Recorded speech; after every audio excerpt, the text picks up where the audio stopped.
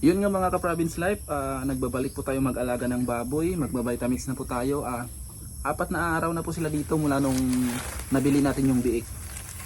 Vitamins lang muna kasi napurga na siya. Na-vitamins na din po ito ng pinagbilhan natin, pero iba-vitamins natin ulit. 4 na araw mula po nung nabili natin yung mga biik. 6 na biik lang po yung aalagaan muna natin sa ngayon. 1 ml po bawat biik.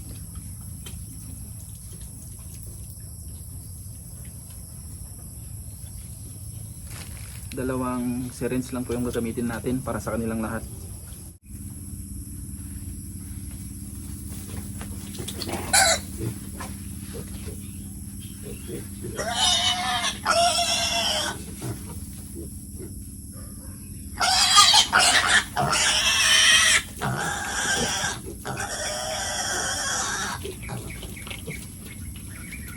Ganun lang po kadali mga ka-province life.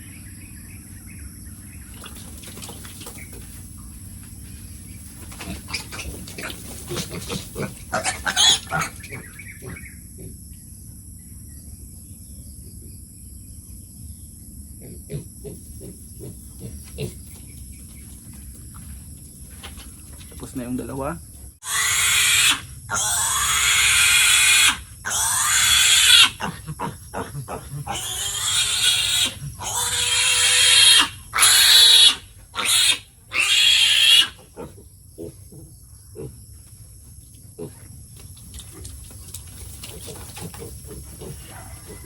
Nilipat natin doon kasi wala pa tayong pangmarka.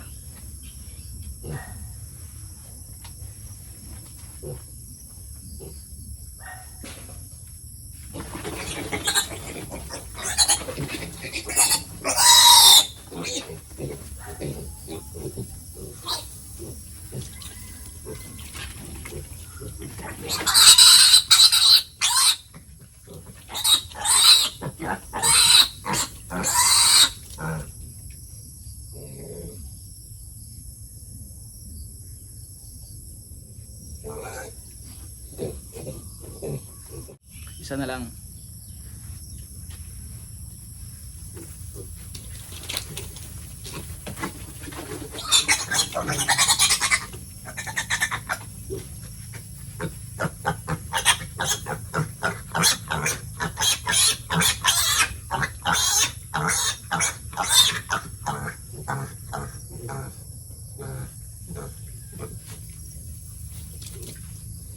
Yun, tapos na at ibabalik na natin yung nandito sa kabila.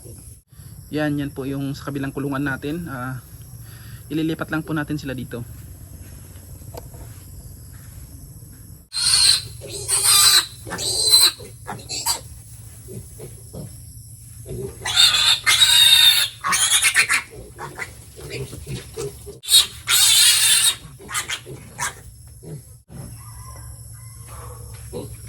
Tapos na, maya maya ay pakainin na natin.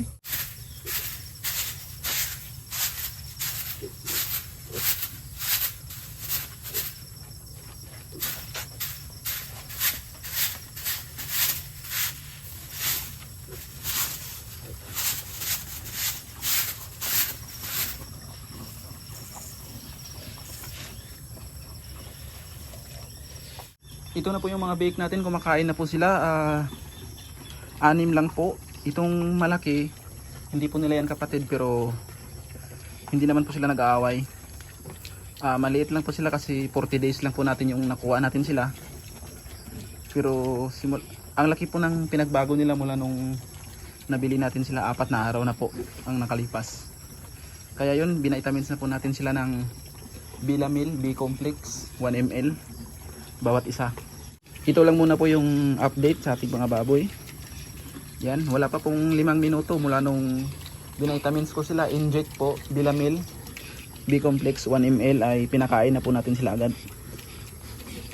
Para hindi nila maramdaman yung stress, takot. Pakainin mo agad para hindi nila isipin na inano natin sila.